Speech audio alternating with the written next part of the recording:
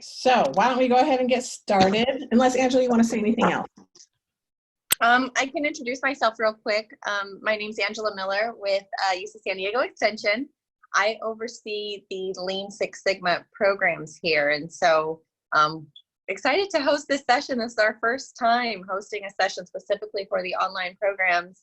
And so Tracy and Elizabeth, thank you for hosting. No problem. We are happy to be here. Let me go back here. So, so this is the information session for the online courses that we're going to be doing, Green Belt and Black Belt. And I'm Tracy, and Elizabeth is also here. Say hello, Elizabeth. Hello, everybody. And if you haven't already, please join us in our introductory activity by telling us who you are and where are you from. Go ahead and type that in the chat window.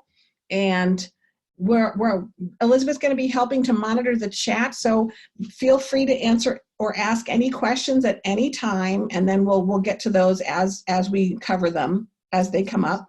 And so far we know Ben's from Lafayette, Indiana, and Kim is based in San Diego. Good, and I know Jared's in San Diego too.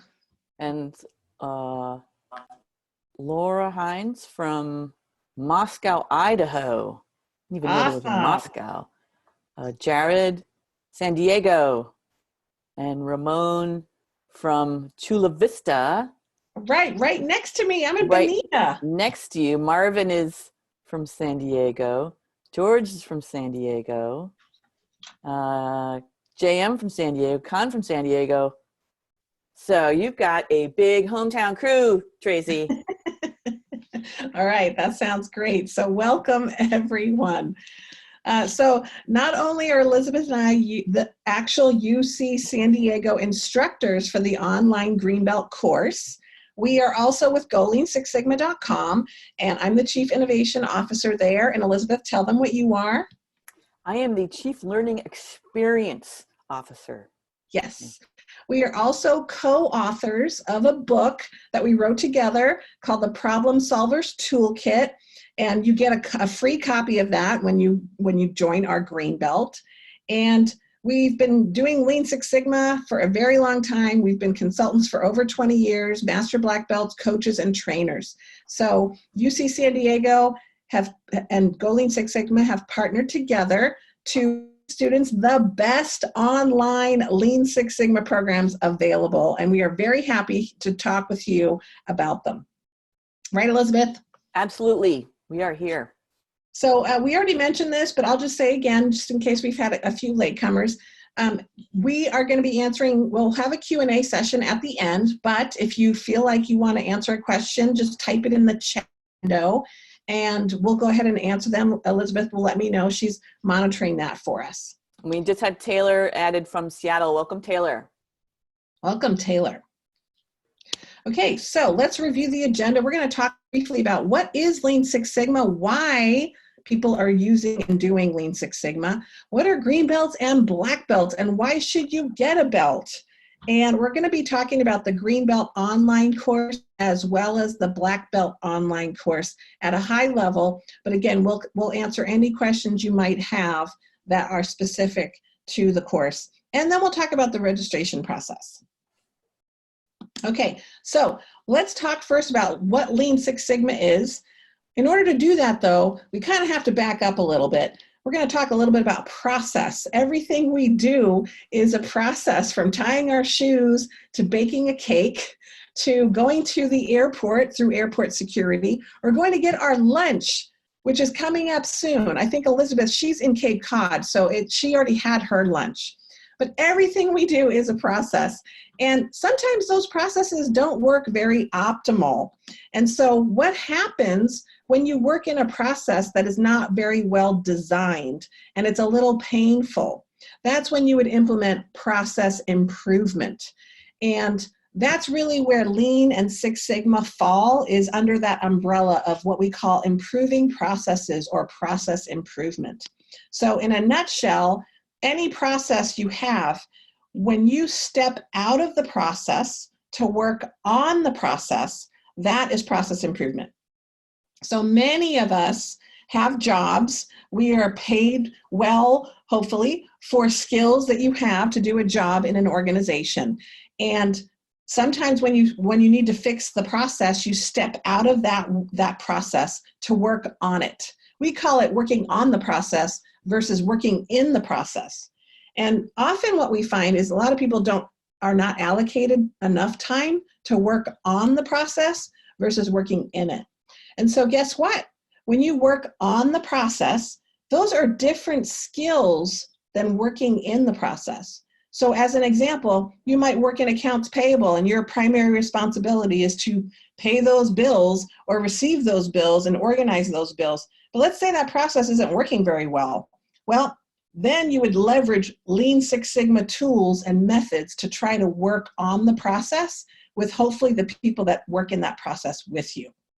So my question is, how much time do we spend working on the process versus in it right now? And so if you want, type that in the chat window. What percentage of your time do you feel like you work in a process? And what percentage of your time do you feel like you work on the process? Let's see what people have to say. Elizabeth, what do you think? What are you seeing out there?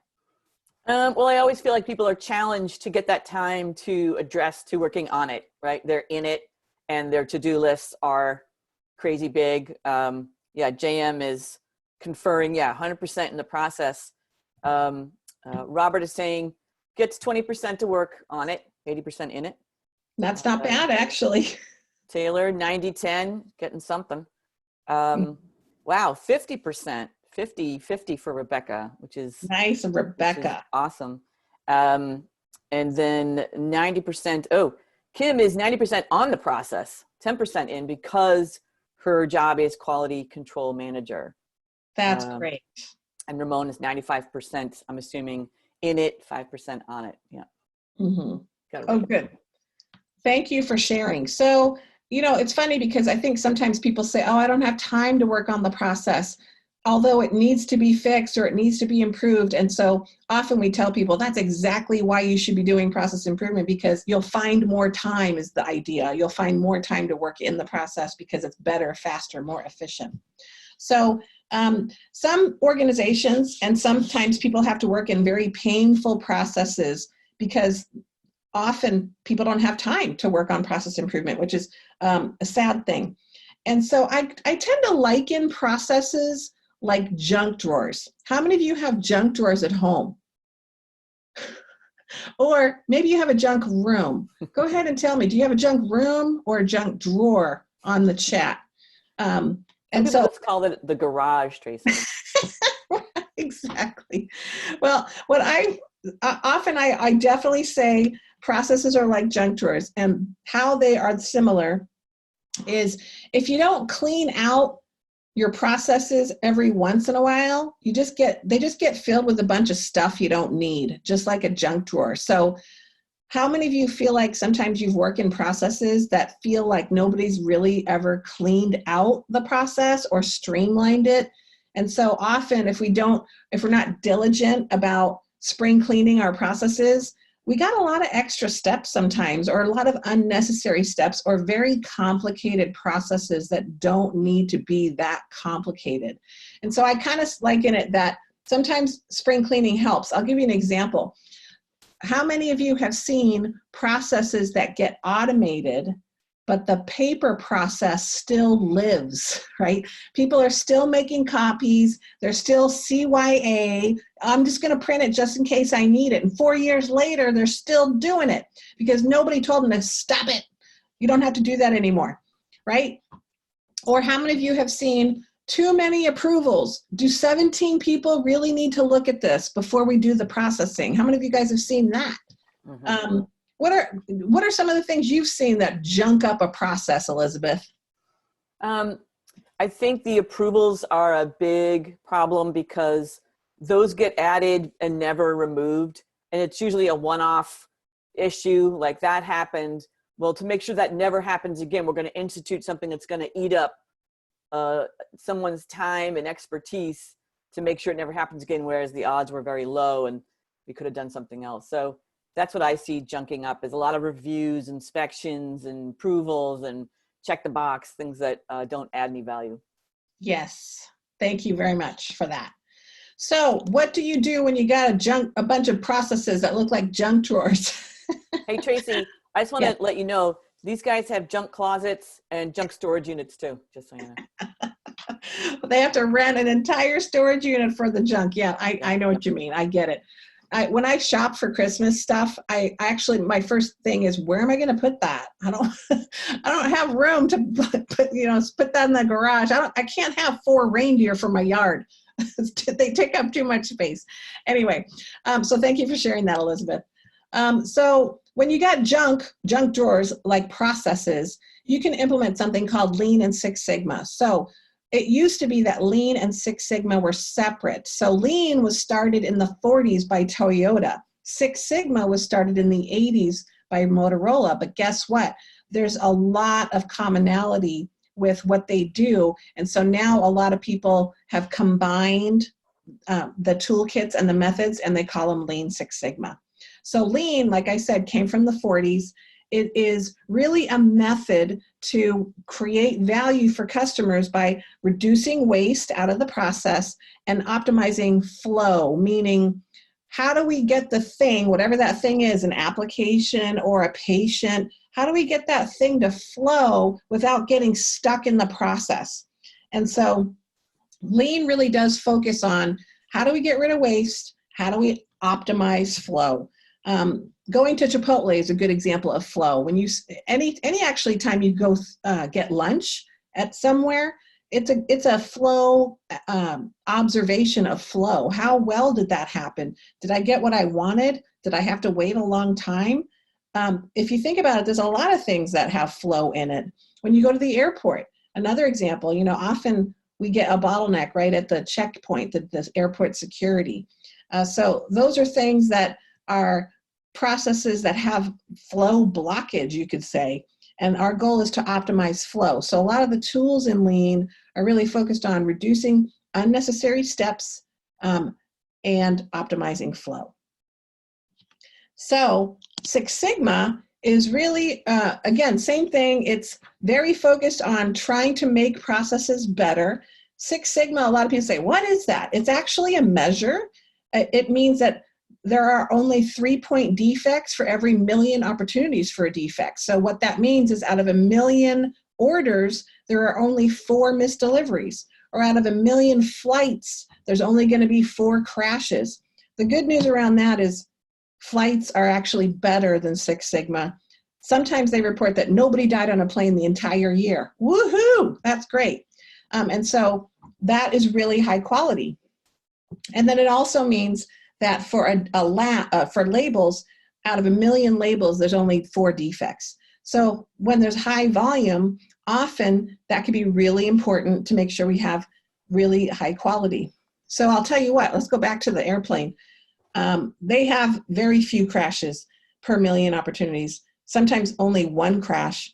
And that's really great quality. I know you don't want to be on that one plane, but I think what's interesting about it is you're going to arrive alive. The percentage of you arriving alive is better than 99.9997% chance. So if you're afraid of flying on planes, the stats will tell you you are pretty safe on a plane, and getting there alive is pretty much a done deal. So unfortunately, though, your luggage might not arrive because that doesn't have as high quality as arriving alive. So how many of you have lost or have had your luggage misplaced or misdirected, or it didn't arrive the same time as you? How many of you circumvent the process and you actually don't check your bag when you fly? Anybody do that? I don't know. Can you raise your hand in Zoom? Yeah, Yes, I see hand raising. I see digital hand raising. So yeah, you're getting nods here. Good. So, and that's the difference between, it feels very different. People don't trust the process with luggage. Sometimes they circumvent it. And guess what? Sometimes that happens in real life. Sometimes we don't trust a process and we're worried that something might go wrong with it because it's either unreliable or inconsistent or something like that. So think about processes that you are involved in as a customer, right? Going to a restaurant, getting your passport, going to the DMV. You know, how do you feel about those processes? You feel good? Are you excited to go to the DMV? You guys don't look very excited right now. You're bringing up harsh old memories. Right. So, and then we say, well, so how do our customers feel about our customers at work? How do they feel about our processes? Do they feel like luggage, or do they feel like arriving alive? Right. So that's what we want to think about. You know, at UC San Diego, as an example, they're actually having a lot of staff go through these courses because they really want to make the experience better for UC San Diego students, which is great. And so they're really thinking about, you know, what processes might be painful for the student? How can we make that easier or better or faster? So that is really where Six Sigma comes from. And so ultimately, combining Lean and Six Sigma has really been the method that we've seen most organizations and really people are offering both of these toolkits, because Lean focuses on reducing waste and optimizing flow, and they use certain tools and techniques like PDCA and the 8 Ways and 5S, where DMAIC also, same thing. They are very focused on reducing variation and also making it better for the customer, but they use different tools like DMAIC and control charts and a FMEA. And you might not know what those mean, but the important thing to get from this is you're learning both toolkits and you're learning both approaches. So whether you get a job that, you know, a lot of people have many careers or many positions in different companies, and whether they're implementing Lean or Six Sigma or Lean Six Sigma, you're going to know what that toolkit includes, because you're going to be taught both of these approaches as part of it. So it's a very powerful toolkit. These are some of the tools that you learn in Lean Six Sigma. Everything on the left is from the Lean toolkit, and then everything on the right is from the Six Sigma toolkit. And the point behind this is they have very common goals. They focus on the customer. They eliminate what we call non-value add or unnecessary steps that the customer doesn't see as valuable. They reduce variation, they increase speed, they reduce errors, and ideally, if you're a private sector firm, they increase profitability. So in a nutshell, these are some of the reasons why people implement Lean Six Sigma. They do decrease cost, they increase the efficiency of things.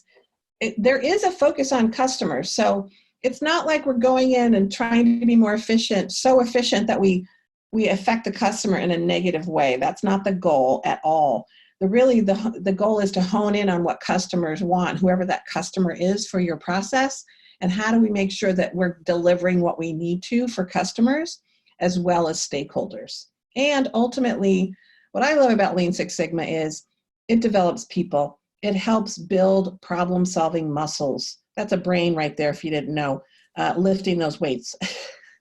But it really does develop and strengthen people's ability to solve problems and also work with others to solve problems. So I've said my piece, and I'm going to hand it over to Elizabeth, and she's going to talk a little bit more about the belts specifically and why we even call them belts. Go ahead, Elizabeth. So the analogy comes from martial arts, it comes from karate. And I think for some people, it's an oddity, like what's up with black belt, master black belt, why the belts? Is there a physical aspect to this whole training? And I think it got added by Michael Harry, who worked with the originator of Six Sigma, Bill Smith at Motorola. And it really helped people with learning levels, like where are we?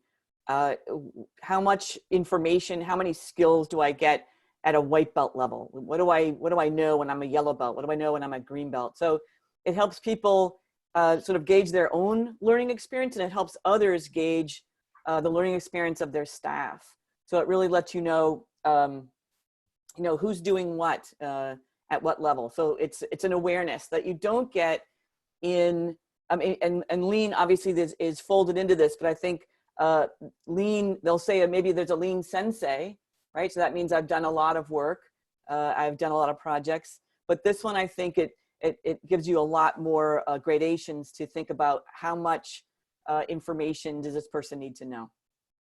Yes, good. And why did they, what is the whole point of the karate and the skills versus belts?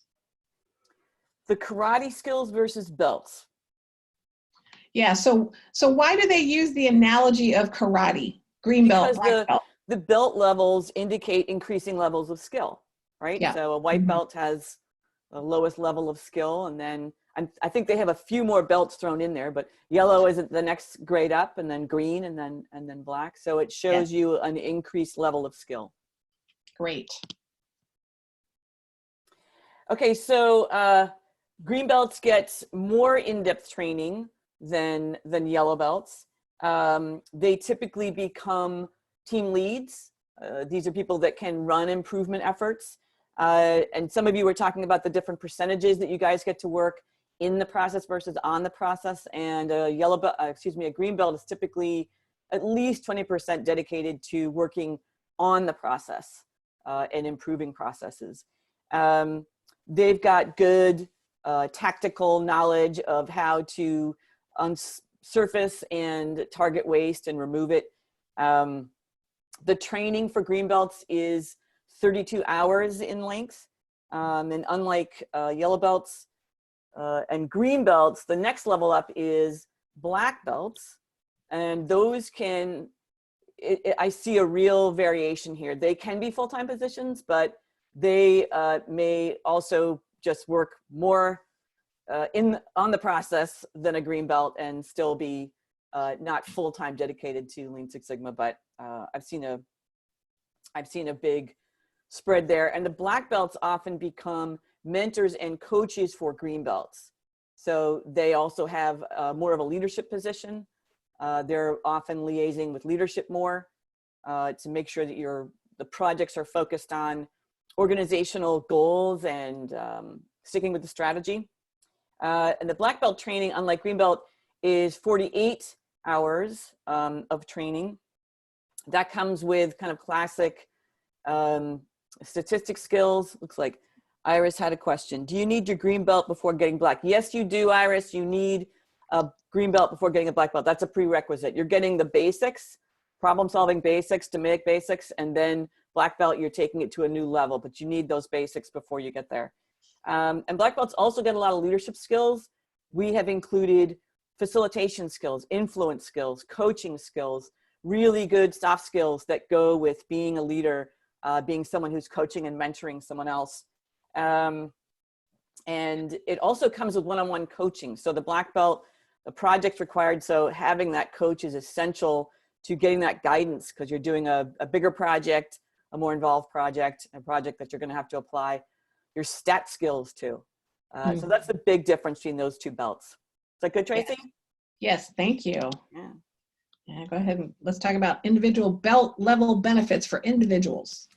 So on the simple level, you have increased your expertise. You've got more on your resume, more ability to solve problems. You've got more tools at your as resources.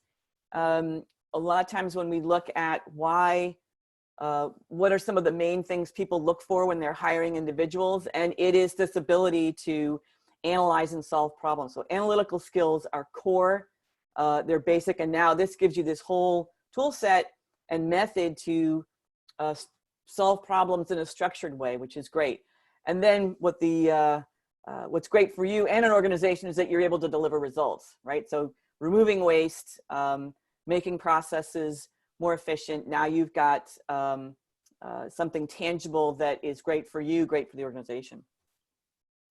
So organization, great for organizations. So now organizations, we talked about, now you've got these karate belt levels. Now I know how many green belts have I got? What can they do? How many green belts, how many yellow belts could support the green belts and surface waste? How many black belts can coach my green belts and run big cross-functional projects? You know exactly the exposure to the tools that everyone's got, their capability. you know the kind of results you can expect because you can have that many projects in action at one time. So those are all great organizational benefits. Definitely. You know, I will say that sometimes I hear organizations say, we don't really want belts because then people will just, you know, traipse through the belt levels and not deliver any results. And so our answer is, well, then require a project. Everybody should be doing projects. And I also encourage organizations to, once people are certified, they should still be contributing from a project level after certification. Like we always say, hey, if you're a green belt, for personal gain and knowledge to continue it, do 2 projects a year after certification. Because, you know, my heart hurts when I hear people say, oh, I took green belt a long time ago, but I never used it, so I'm back. Oh, that was underutilized talent, right? Okay, yeah. And then here's some really interesting data that we have from Indeed.com. You want to share that, Elizabeth? Yeah, this we update every year, and as Tracy said, it came from Indeed.com, and it gives you that an average, you know, sort of what is the increasing salary you can expect as you move up the belt levels, and clearly these are in demand, valuable. People recognize them. It's been decades. These are known skill levels, and obviously there's a range based on, you know, who you get your training from and how, like Tracy was saying, do you do 2 projects a year? Do you keep working on the process, or did you get a belt and that was the end of it? So, but these are good indicators of just your worth in the job market. These are always going to be skills that people want in their workforce. Mm-hmm. Yeah, I love that. These are skills that are never going to be obsolete, believe it or not, because there's always problems to solve. Organizations always have problems to solve, and they always need problem solvers. Okay, thank you, Elizabeth. And so that is really talking about the what, the why. So now we're going to talk a little bit more about the detail of the program. We're going to go ahead and start with what all of the online courses involve. And so they all start, so we have 2 green belt classes starting and a black belt class starting. All of them start on April 13th. All of them have a mixed learning format. So we have webinars, you have online modules to complete, blogs to read, videos to watch, and then you're also going to be doing activities and assignments that are turned into the instructor, and the instructor reviews them and gives you feedback on them. There's also a discussion board. The discussion board is something that happens every week. We pose a question that's related to the assignments, and you post weekly, and you're also instructed to post on at least 2 other posts for 2 other posts that other people have done as well. The discussion boards are really fun, and it does create some connection with the rest of the group in the class. It can be really helpful, and a lot of times you guys are sharing examples of waste that you see, or there's actually even a project in the Greenbelt where you have to do an assignment and you have to take a picture of before and after and post it. So, and then people really love to see that. So we've heard a lot people say, oh, that was my favorite assignment. And so then we also have online exams, and there is interaction with the instructor. There's different levels of interaction depending on what course that you're getting set up in. And I'll just say quickly that if there's a project involved, you do actually speak with the instructor, and you schedule time to meet with the instructor so that the instructor can coach you. We have a couple of questions, I think, that are coming in. I think it's Gemma or Gemma, I'm going to apologize for mispronouncing your name, was asking whether online courses are going to be offered during the summer. And okay. Angela has already replied, yes, there'll be a schedule soon. Yes, good. Tracy, can you clarify how the green belt leads into the black belt? Yes, great question. So right now we're offering all of the courses at the same time. And so because green belt is required before you can go into the black belt course, if you don't have a green belt yet, then it's preferred and required that you go get your green belt, and then you can go into a black belt at a later time. So ultimately you need to be a certified green belt to get a black belt. And a big part of that is because none of the material is replicated. it is assumed that you know a certain amount of knowledge for project work, and that you're going to go ahead and apply those, and then also apply the new tools as well. I hope that answered your question. If it didn't, please send another question. Keep you posted. Okay, so this is at a high level how the 11-week program works. So the online Greenbelt is roughly 11 weeks. So this is, like I said, there's 2 Greenbelts that are going to be running at the same time. One is with a project, and the other is without a project. And we'll talk about why there's 2 and what the difference is in just a moment. But I wanted to give you at least a quick high-level overview of what's happening in each week. So each week, so for example, these are all organized by what we call DMAIC, define, measure, analyze, improve, and control. It's the 5-phase methodology for doing improvement projects. And so we organize all of the weeks by these phases, and each week you'll be completing online modules, you'll be reviewing the blogs and or the videos and or the webinars, and then you'll complete those online modules, you'll participate in the discussion board, and these are the assignments that you're actually working on as you go through the material. So things like doing a waste walk, looking at problem and goal statements and getting better at writing them and assessing them. As a matter of fact, in the black belt, you actually are reviewing real Greenbelt projects that have been submitted, and you're providing feedback to help you to get better as a coach. Tracy, yes. I've got one for you. After taking the Greenbelt course, we still need to apply to take the IASSC Greenbelt certification exam, right? This is from Rebecca. Great question, Rebecca. No, you do not. So this is a course that is offered. You get your certification through Go Lean Six Sigma and UC San Diego. So there's not any necessity to go out and get another test or an exam completed, like an ASQ test or this type of test, IASSC, unless your employer wants you to do that as well. So there isn't a requirement around that. I think what I'll address now is, so many of you may be familiar with PMI, the Project Management Institute, and they sort of oversee all the training for project management. There is no governing body for Lean Six Sigma. So for example, ASQ and IASSC, they have something out there that says that they can approve training, but they started in the well after these programs have been going on since the 40s and the 80s. So most people have been designing their own programs. And a part of that is because administrative organizations and manufacturing organizations use different tools.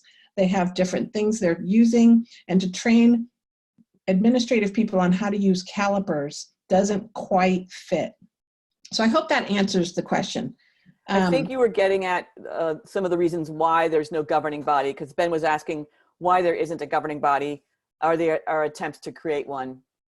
I think there are some organizations that are trying to become the governing body. And they want you to think that they are the governing body. But there is no governing body. And like I said, it's because people are applying problem solving in the way that best suits them. And so I hope that helps. And if you have more questions, please ask. Yeah. Okay, so here is a general overview of the Greenbelt. And this gives you an idea of some of the work that you're doing. And we actually have a more detailed breakout in our syllabus that we can share at some point that tells you a little bit more about workload. But it's about 4 to 5 hours a week. And then so that gives you an idea of what's happening with the online Greenbelt. So let me move into the project specifically, because if you're doing a project, that's obviously going to be more hours. So, so you have the option of going through a Greenbelt without a project or with a project.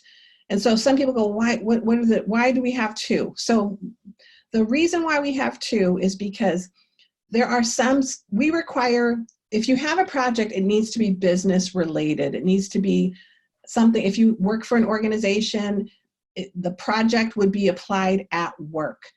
It's a work-related project. And there are some people that want to get greenbelt training and they don't have a job. So we have an option where you can take the greenbelt without a project, and you actually have to work on a case study throughout it. We have created a case study at a restaurant. It's called the Bahama Bistro. So all of the assignments, all of the things that you're doing as part of the course are related to this case study.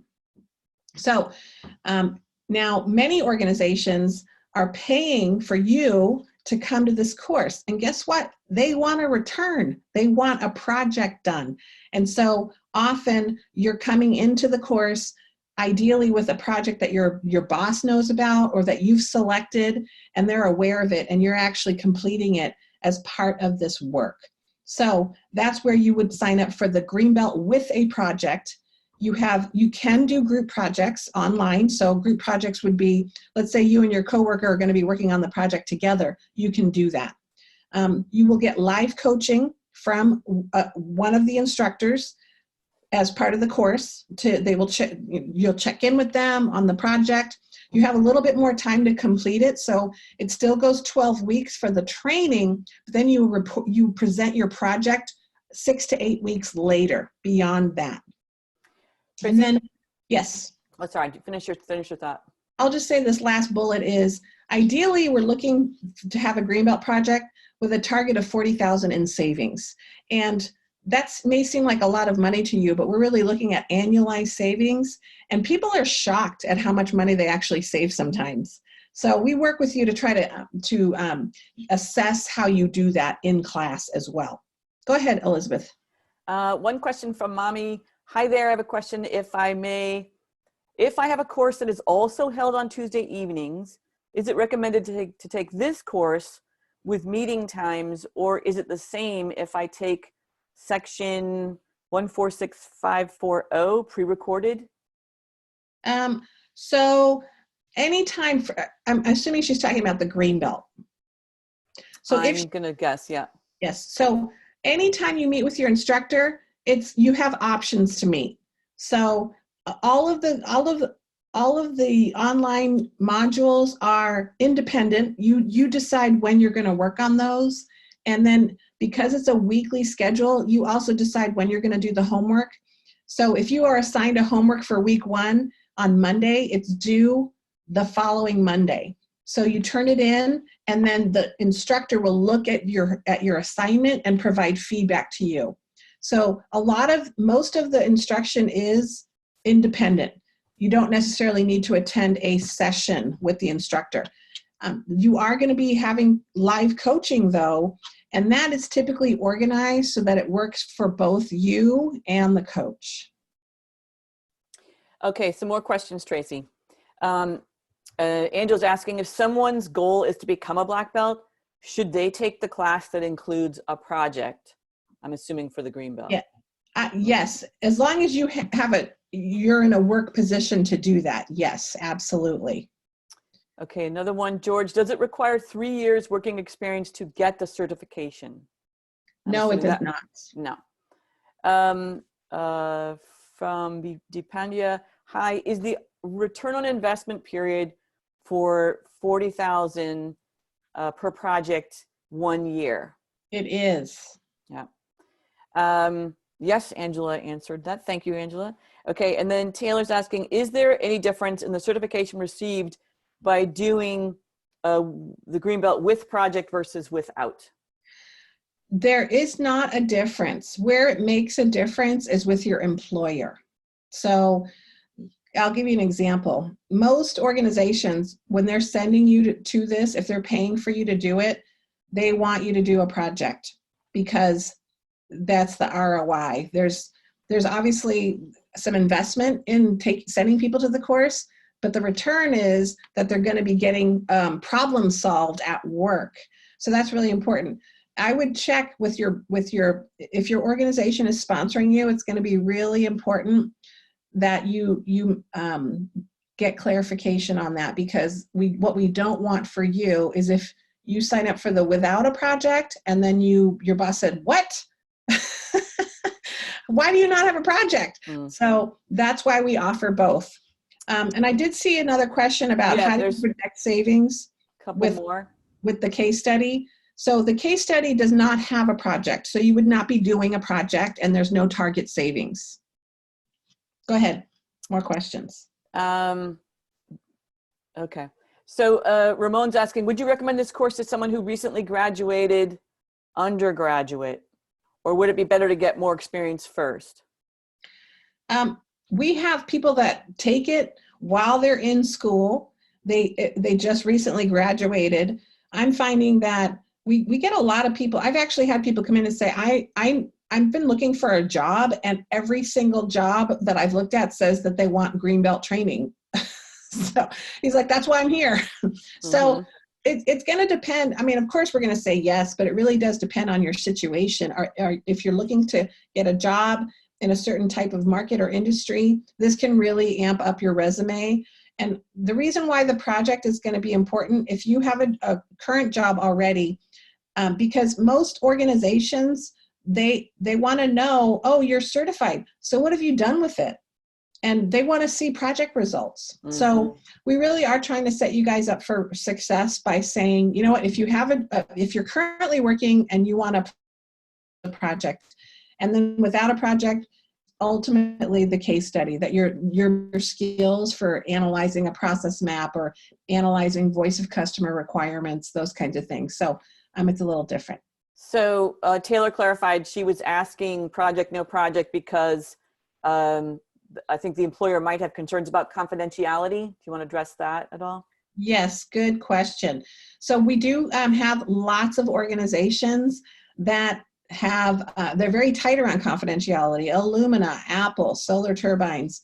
And so how is when you submit the project, there's a couple things you can do. We often we have a couple of options for people that have that situation. One is you can sanitize the project so we cannot tell who the employer is. So people do that. The other one is we don't use this for anything. It's clearly and specifically for your certification. So we're not sharing it anywhere. And so there is confidentiality on that. And so you just have to let us know and we will respect that. I hope that helps. Yeah, one last one, Tracy. Are there any other prerequisites to get a black belt aside from having the green belt certification?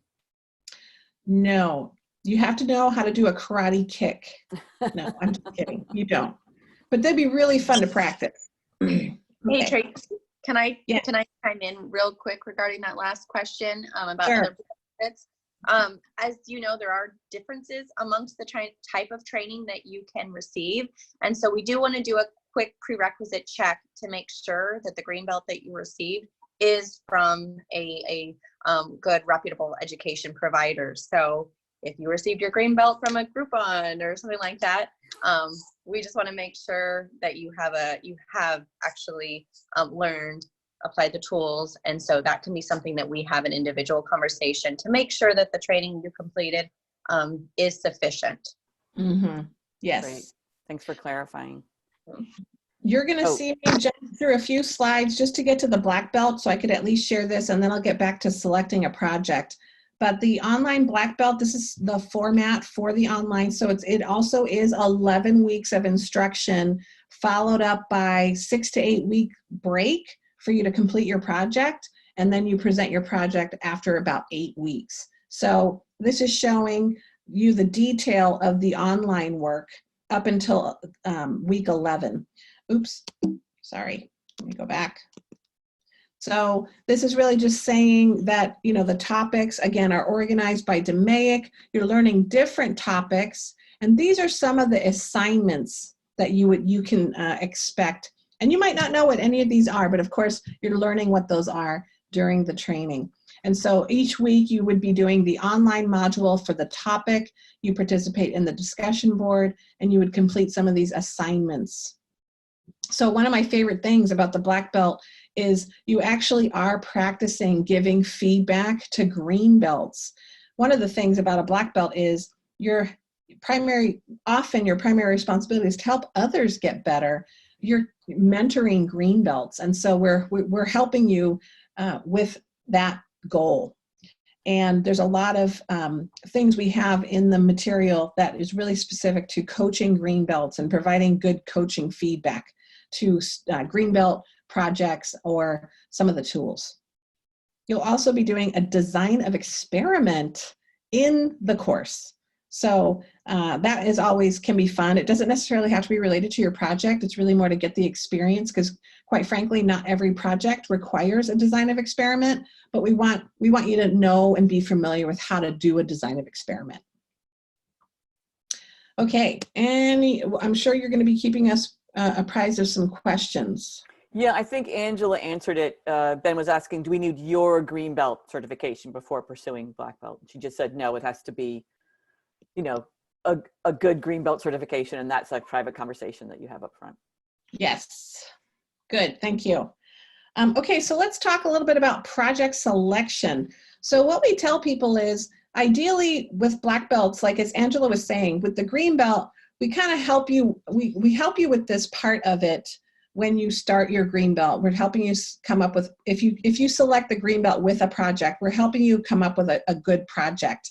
And often what we tell people is pick a process that you work in, and pick a problem with that process. And usually process problems fall into two really big buckets. One of them is things are taking too long. Okay, so an application is taking too long to process, or why are our customers waiting so long for a new recruit or a new hire? Or how come when a new employee shows up, they don't have our laptop? That's not right. That's a defect, right? So we don't want any employees showing up and they don't have any place to sit and they don't have a laptop. How many of you have experienced that with a new job where you showed up and they didn't have a place for you to sit, or they didn't have a laptop for you to work on? Anyone? Raise your hand. We got some raised hands. A few raised hands. Yes. That's a bummer, isn't it?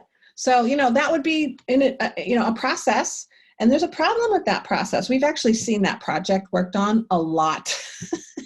And so either something's taking too long or something's coming out wrong. Those are the two big buckets that we run into with process issues. So we always tell people, pick a process, something that, it's actually work is happening. It's a series of steps where work is happening and there's an output of some kind. And is there a problem with that process? Is it taking too long, or is it coming out wrong? So those are some of the things that we tell people to try to think through. So that is at least some high-level guidance. We also tell people, these are some of the things that we really want people to think about when they go through their projects. The goal should be measurable. So if something is taking too long, how long is too long? So if someone is waiting for an approval for 2 weeks, how long should it take? A week? A day? 24 hours? What is the goal? And so that it really should be measurable and quantifiable. I'll give you another example of maybe something that's not measurable. Somebody might say, well, I want to improve employee morale. Okay, do you measure that right now? No. Pick something else. Right? So hard to measure, it's subjective, it's not necessarily related to a process. So we really say focus on a process, and you'll be more successful applying this method. And again, we're not picky, we really want you to be successful. And so that means picking the right project. I hope that's what we're really, you see that's what our intent is. Another example is, sometimes someone says, oh, I want to pick something measurable. I'm going to focus on employee retainment, attrition. I don't want to have attrition. What process is that? There could be lots of processes that you could work on. So that's why we say pick a process and then pick a problem with that process. And then if you go in with those two guidelines, you're going to be fairly successful with picking a good project. The other thing to think about is you have to be able to collect data during the project duration. So the process should be running and operating while you're in training. So in today's situation, that might be an issue. So you want to think about that. Also, you want to focus on existing problems. So sometimes people come into the class and they say, I actually have to create a new process. that doesn't exist at all. We really tell people focus on an existing process and a problem with that process. The other one is you want to make sure you focus on something within your job scope, your ability to control to some degree. I have to be honest, sometimes people say, I don't have any problems with my process, but those people over there, they got problems and we need to fix them. All right, that's not a good project. We don't, so you laugh, but it's true. People want to fix other people. So that's always something that we try to say, you know what, now you have to rely on them to want to change, and your level of control over that might not be good, unless, of course, you're the director or the supervisor of this group. Also, we call avoid world hunger issues. The project should be able to be completed within 2 to 4 months. And, you know, that's really reduction in scope. You have to be able to analyze a process, find root causes, implement a solution, see if it worked, and if there's an improvement, yay. And that has to happen within 4 months.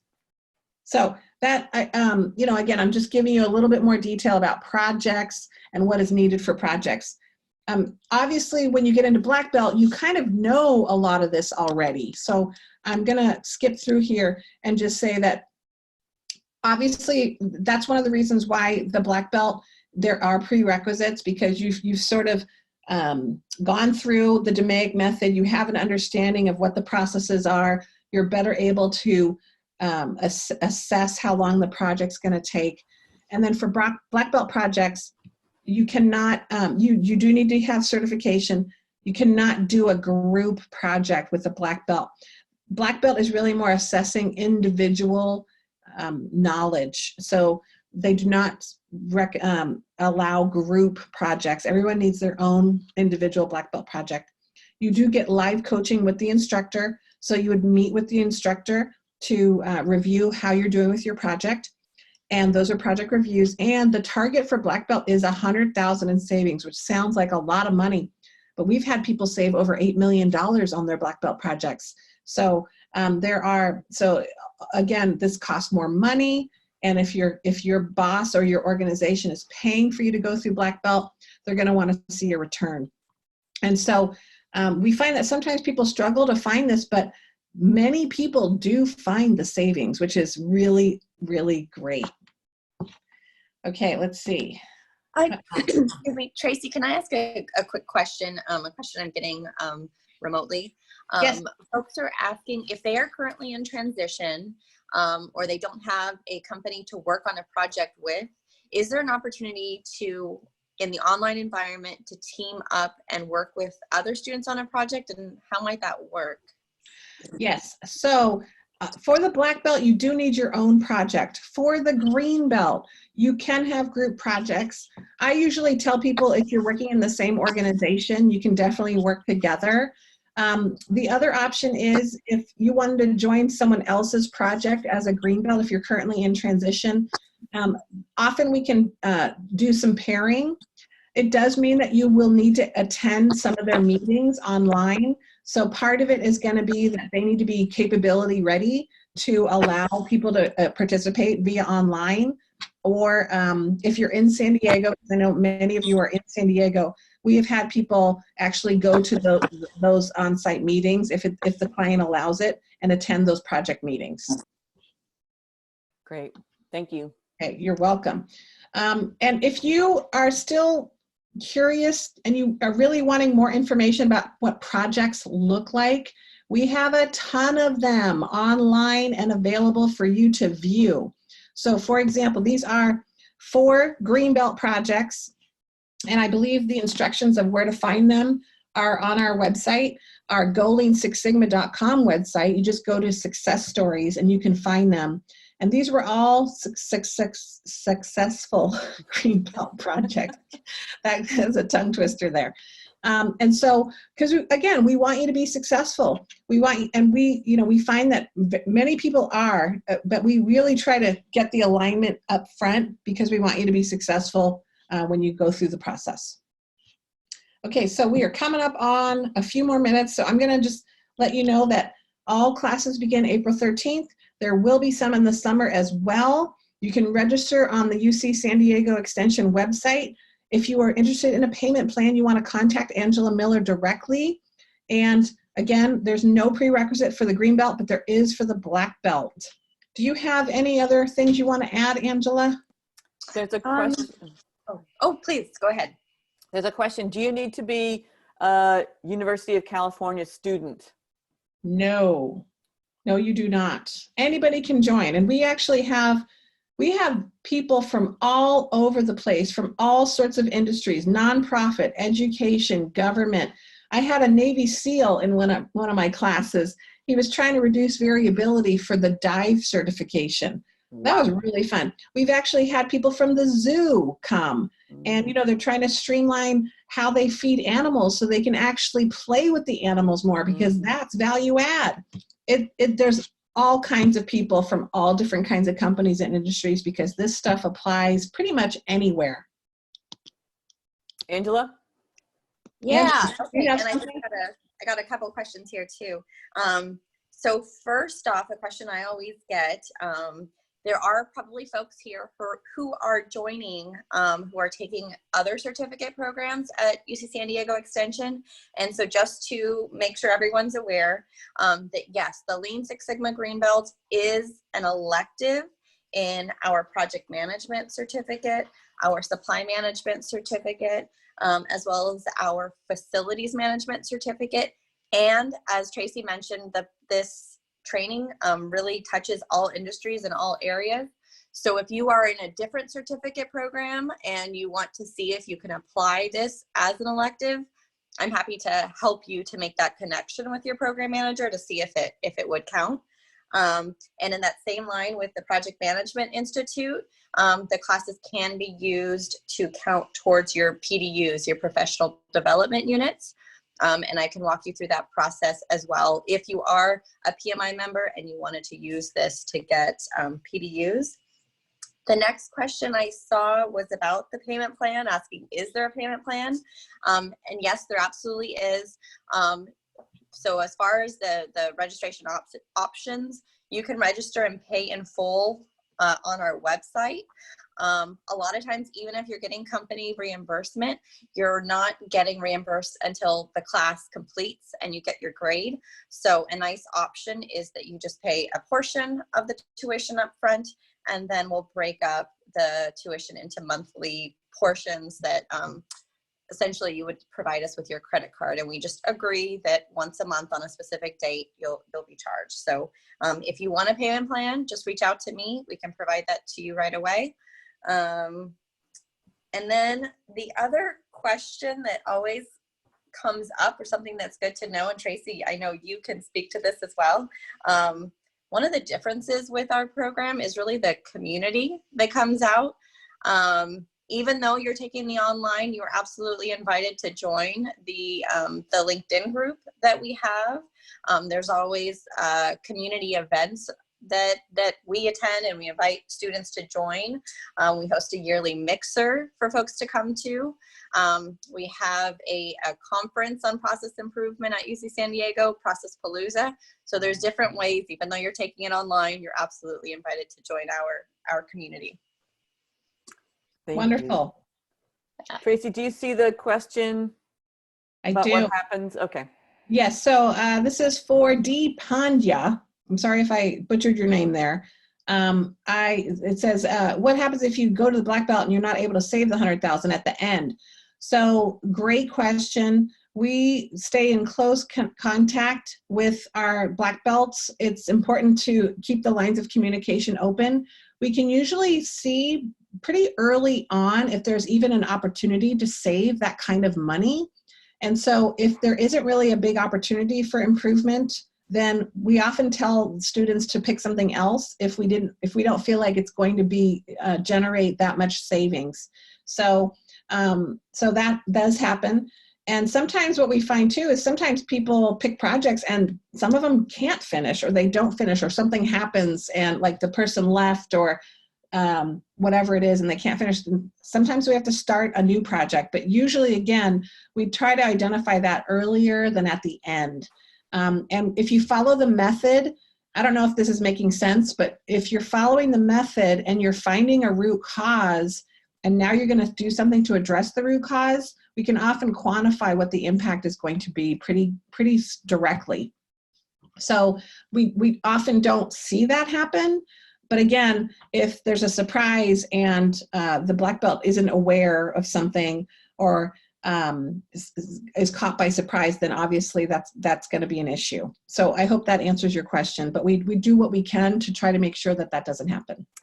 You're welcome. Dipanja says that helps. And then did you see the one about maintenance with the greenbelt? Yes, so there is no maintenance involved with the greenbelt certification through UC San Diego.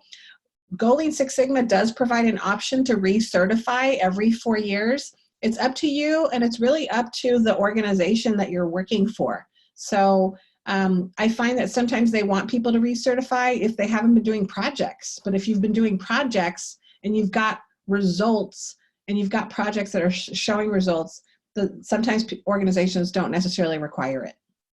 I hope that helps. All right. Great. And then thank you for this informative webinar. You're welcome, Con. How can we get a copy of the presentation?